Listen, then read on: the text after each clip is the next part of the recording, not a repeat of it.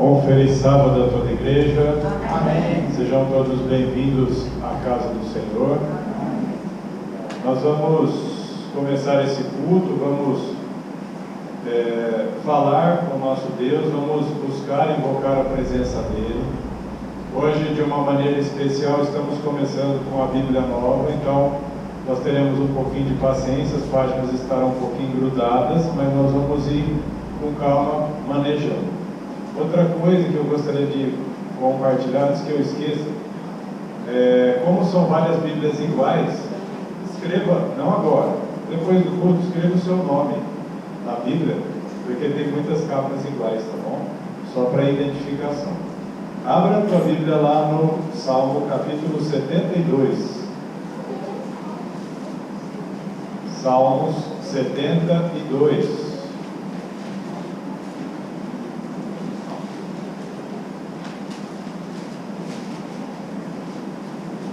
Página 653 do Antigo Testamento.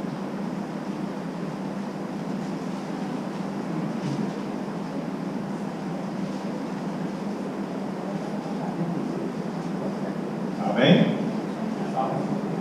Salmo 72.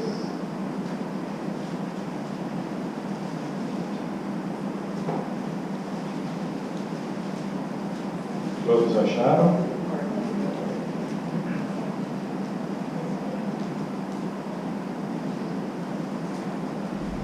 O título na minha Bíblia está escrito Salmo, do Salomão? Para Salomão. Então alguém escreveu Salmo para Salomão. Quem provavelmente escreveu um Salmo para Salomão? Davi, seu pai. Então Davi escreve para o seu filho. Então você vai entender Davi falando com o filho. Dê ao rei os teus juízos, ó Deus, e a tua justiça ao filho do rei. O que Davi está fazendo nesse momento? Orando. Salomão tem essa oração escrita, mas Davi está intercedendo pelo seu filho Salomão. Dê ao rei os teus juízos, ó Deus, e a tua justiça ao filho do rei. Ele julgará o teu povo com justiça e aos teus pobres com juízo. Qual camada da sociedade é essa? Que camada da sociedade Davi e Salomão são? Da alta sociedade, eles são os governantes. Então, os reis, ou o presidente da época, os políticos da época, que estão escrevendo esse salmo e lendo.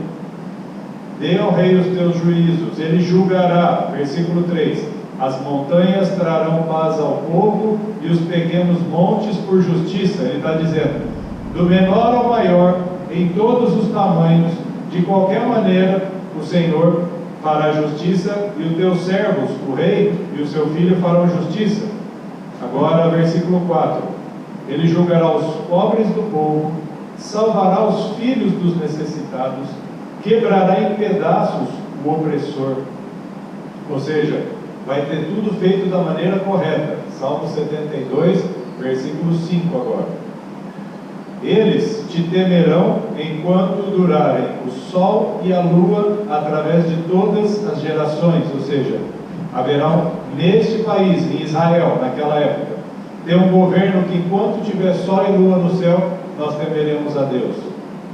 Ele descerá como chuva sobre a grama cortada e como as chuvas que regam a terra, ou seja, de uma maneira suave, irá governar. Em seus dias, o justo florescerá, e abundância de paz haverá enquanto a lua durar. Ou seja, nós buscaremos a paz sobre a nossa nação, pedindo que o Senhor nos governe. Ele também dormirá de mar a mar, ele também dominará de mar a mar, desde o rio até os confins da terra. Aonde o Senhor permitir que nós alcancemos, nós governaremos desta maneira, e se tivermos muito, continuaremos governando da mesma maneira. Davi está falando a Deus e sobre o futuro do governo do seu filho.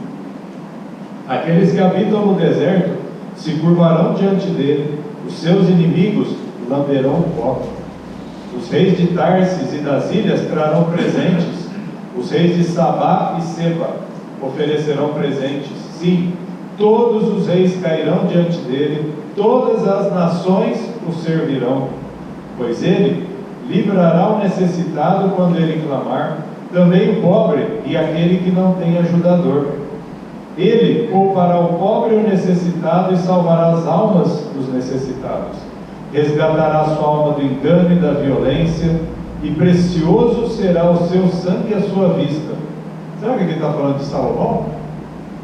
O que vocês perceberam? Começou falando de um governo terreno, e agora Davi já está introduzindo o quê? O governo eterno de Jesus Cristo. Todos esses versículos que falam do 11 para frente, já começa uma linguagem um pouco mais espiritual. E aí fala então, 15, e ele viverá, e ele será dado, e a ele será dado ouro de Sabá. Agora olha isso, orações também serão feitas por ele continuamente, e diariamente ele será louvado. Quem faz essa intercessão no céu? Jesus Cristo. O rei fazia as orações pelo povo? Deveria fazer. No momento em que ele se perde com as mulheres, ele se desvia, mas no final da vida dele ele fala: olha, aquilo que meu pai falou, essa oração que eu peguei do meu pai, é isso que nós devemos fazer. Mas Salomão se arrependeu no final de sua vida. Mas esse texto ele fala, além da vida de Salomão, nós estamos olhando para o céu, e nós entendemos esse versículo 15, porque ele acontece hoje no céu. E ele viverá, será dado o ouro de Sabá, ou seja, todo o poder, toda a honra e toda a glória, e orações serão feitas por ele continuamente. O que nós devemos fazer? Orações continuamente. Versículo 16: haverá um punhado de milho na terra sobre todos os montes, seu fruto sacudirá como o Líbano, e aquelas cidades florescerão como a grama da terra. Essa representação de um punhado de milho sobre o topo dos montes é a fartura. Vai ter milho, ou seja, vai ter grãos por toda Israel. É o tamanho da fartura que o nosso Deus pode oferecer. Versículo 17: o seu nome durará para sempre, o seu nome será contínuo tanto quanto o sol. E ele é o que? Conhecido lá em Malaquias como sol da justiça. Os seus homens serão abençoados nele, todas as nações o chamarão abençoado. Lá em Ageu fala que ele também é o desejado de todas as nações. Bendito seja o Senhor Deus, o Deus de Israel, que só faz coisas maravilhosas. Bendito seja o seu glorioso nome para sempre. Encha-se toda a terra com a sua glória. Amém e amém. E aí termina dizendo: as orações de Davi, filho de Jessé, terminam aqui. Isso pode até ser interpretado como se fosse um comentário anexado ao texto principal. Mas, de qualquer maneira, a hora que Davi olha, ele começa pedindo pelo filho, e ele vai ser levado até Jesus, e em Jesus ele chega até o Pai. Ele fala: Senhor, nós chegamos até o céu, até aqui, nós não precisamos de mais nada a não ser a tua presença.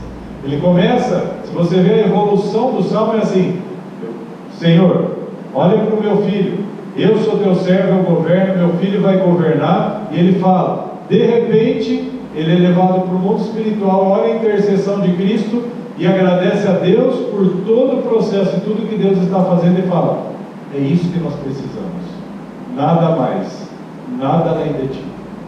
E é isso que nós vamos pedir para Deus agora, a presença dele, amém?